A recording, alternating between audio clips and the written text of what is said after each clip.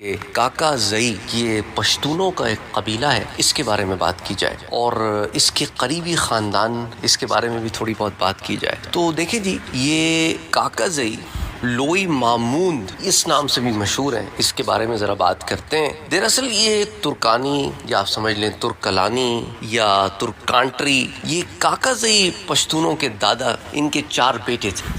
ایک کا نام ماموند، ایک کا نام سالار زئی، ایک کا نام ایسو زئی اور ایک کا نام اسماعیل زئی. یہ جو ماموند ہے یہ دراصل محمود کا پشتو ورژن ہے، سمجھ لیں آپ. تو کاکا زئی پشتونوں کے والد امجد کے پھر 2 بیٹے تھے. بڑے کی اولاد کو کاکا زئی اور چھوٹے کی اولاد کو ووڑ زئی کہتے ہیں یا ووڑ بھی کہتے ہیں. کاکا بیسیکلی پشتو میں بڑے کے لیے استعمال ہوتا ہے اور زئی کا مطلب ہوتا ہے نسل یا اولاد. تو کاکا زئی کا مطلب کیا ہوا؟ پھر بڑے بیٹے کی نسل یا بڑے بیٹے کی اولاد. اسی مناسبت سے ان کو لوئی ماموند یعنی بڑا ماموند بھی کہا جاتا ہے. ووڑ پشتو میں چھوٹے کے لیے استعمال ہوتا ہے، یعنی ووڑ زئی کا مطلب ہے کہ چھوٹے کی نسل یعنی چھوٹے بیٹے کی نسل. اسی مناسبت سے ان کو ووڑ بھی کہا جاتا ہے، واڑا ماموند یعنی چھوٹا ماموند بھی کہا جاتا ہے. کاکا زئی لوئی ماموند پشتونوں کی بنیادی خیلوں یعنی کہ ذاتی یہ جو ذیلی قبیلے ہوتے ہیں ان کے کچھ نام میں آپ کے ساتھ شیئر کرنا چاہتا ہوں.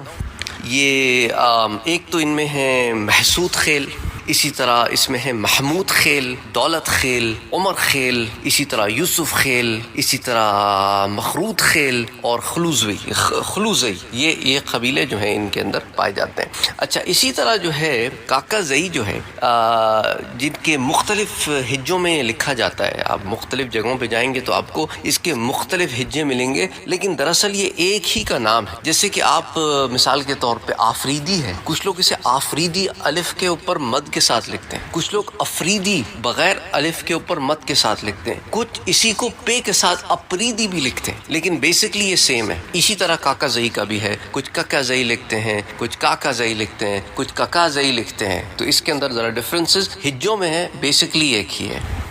اچھا، یہ بھی بتایا جاتا ہے کہ ماموند جن کا اصل نام محمود تھا مگر ماموند کے نام سے جانے جاتے ہیں، ان کا مزار جو ہے اکارڈنگ ٹو پشتون روایات موزہ داغ میں تحصیل ماموند باجوڑ میں موجود ہے. اور ترکانی جو ہیں یہ بھی آپ کو باجوڑ میں کافی تعداد میں ملیں گے اور ان کا اصل تعلق افغانستان کے صوبہ لغمان سے بتایا جاتا ہے. کاکا زئی پشتون جو کہ بنیادی اور نسلی طور پر ماموند کی اولاد اور ترکانی پشتون ہیں، یہ کافی پھیل بھی چکے ہیں اور ان کا اثر و رسوخ بھی پھر ایک بڑے قبیلے کے طور پر پشتونوں میں تسلیم بھی کیا جاتا ہے. اور کئی تاریخی کتابوں میں آپ کو ان کا ذکر مل جائے گا، جیسے تواریخ حافظ رحمت خانی، تاریخ خان جہانی و مخزن افغانی، حیات افغانی، سولت افغانی، پھر تذکرہ پٹھانوں کی اصلیت اور ان کی تاریخ. پھر اسی طرح ایک کتاب ہے یوسف زئی قوم کی سرگزشت. اور بھی بہت ساری کتابیں ہیں جس میں آپ کو پشتونوں کی جو ہے وہ بڑی تفصیل مل جائے گی اور کئی پشتونوں کے جد امجد، پھر اسی طرح خیر الدین، ان کو خرشبون کہتے ہیں، پھر کنڈ، خشی، ترکانی، ان سب کی آپ کو اس میں کافی حوالہ جات مل جائیں گے. تو چونکہ پشتون بنیادی طور پر قبائلی ہیں اس لیے ان میں ٹبر بھی ہوتے ہیں، قومیں، قبیلے اور خیلیں ہوتی ہیں، لیکن ذاتیں نہیں ہوتی. لہٰذا کاکا زئی جو ہے نا یا کاکا زئی جو ہے یہ کوئی ذات نہیں ہے بلکہ قبیلہ ہے.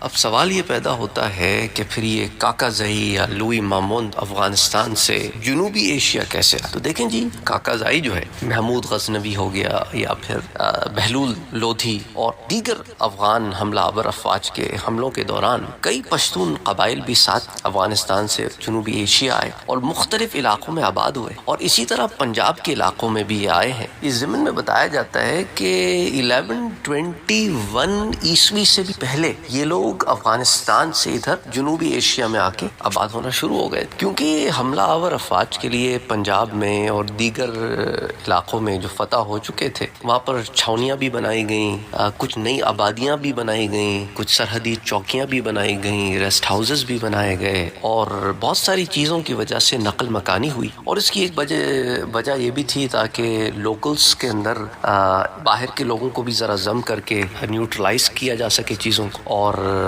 اس طرح جو ہے وہ ایک طریقے کی حکمت عملی ہوتی ہے. پرانے زمانے میں ایسے بہت ہوتا تھا کہ مفتوحہ علاقے میں اپنے علاقے کے لوگوں کو لا کے بسا کے چیزوں کو نیوٹرلائز کیا جاتا. اسی طرح اس کے علاوہ خیبر پختونخوا یا افغانستان کے پشتون بیلٹ کے زیادہ تر علاقے آج بھی اگر آپ دیکھیں تو وہاں پر جو زمین ہے وہ کاشتکاری کے لیے اچھی زمین نہیں ہے اور وہاں وسائل کی کمی بھی ہے. تو لہٰذا ایک محدود آبادی ہی وہاں پہ سروائیو کر سکتی ہے. اس لیے وہاں سے پھر آبادی پنجاب کے علاقوں میں جو زرخیز تھے وہاں کے آباد ہوئی اور پھلی پھولی پھیلی یہاں تک کہ اور مختلف علاقوں میں بھی یہاں سے گئی ہے. تو اس لیے آپ دیکھتے ہیں کہ مشرقی پنجاب ہو گیا یا سیال کوٹ ہو گیا یا آپ کا یہ فیصل آباد ہو گیا، وزیر آباد، لاہور، ان علاقوں میں اور ان کے آس پاس کے علاقوں میں آپ کو چونکہ یہ زرخیز بھی ہیں اور کاشتکاری کے لیے بھی اچھی ہیں، زرعی زمینیں ہیں، تو ان علاقوں میں پشتون خاندان جو ہے ایک تسلسل کے ساتھ رہتے رہے اور حکمرانی بھی کرتے رہے، جن میں پھر بہت سارے کاکا زئی بھی تھے. اسی طرح برکی اور نیازی پشتون یہ بھی ان علاقوں میں آپ کو مل جائیں گے.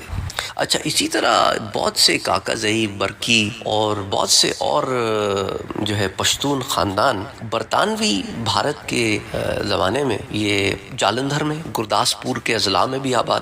اچھا، 1947 میں بہت سارے قبائل جو ہے پھر ان علاقوں سے، گرداسپور وغیرہ سے، جلندھر وغیرہ سے پھر ادھر پاکستان بھی آئے. شروع میں تو یہی تھا نا کہ تقسیم میں یہ پاکستان کا حصہ بنے گا، لیکن جب ایسا نہیں ہوا تو یہ ہجرت کر کے پھر پاکستان آ گئے. آج کے دور میں کاکا زئی کی اکثریت آپ کو یا پاکستان میں ملے گی یا افغانستان میں ملے گی. افغانستان میں جو تحقیق کی گئی ہے اس میں صوبہ کنٹر کے مروری، اسی طرح برکانی، اسی طرح دانگام، ان علاقوں کے ساتھ ساتھ لغمان کے کچھ علاقوں میں بھی یہ لوگ رہتے ہیں. پاکستان میں تو تمام صوبوں میں رہتے ہیں، خاص طور پر درہ کاکا زئی اس کے علاقوں میں، پھر باجوڑ، پشاور، لاہور، سیال کوٹ، فیصل آباد، جہلم. ادھر آپ کراچی آ جائیں، کراچی میں تو خیر سارے پاکستان سے لوگ آتے ہیں. کشمیر میں اسی طرح سرگودا، چکوال، گجرات، عیسیٰ خیل، موسیٰ خیل، یہ بلوچستان کے علاقوں میں ہر جگہ آپ کو ملیں گے. اب ایک بات میں یہ بتاتا چلوں کہ اللہ تعالیٰ نے قرآن کریم میں فرمایا کہ لوگوں، ہم نے تم کو بنایا ایک مرد اور ایک عورت سے اور رکھی تمہاری قومیں اور قبیلے تاکہ آپس کی پہچان ہے. اللہ کے نزدیک تم میں باعزت وہ ہے جو سب سے زیادہ متقی ہے، پرہیزگار ہے. تو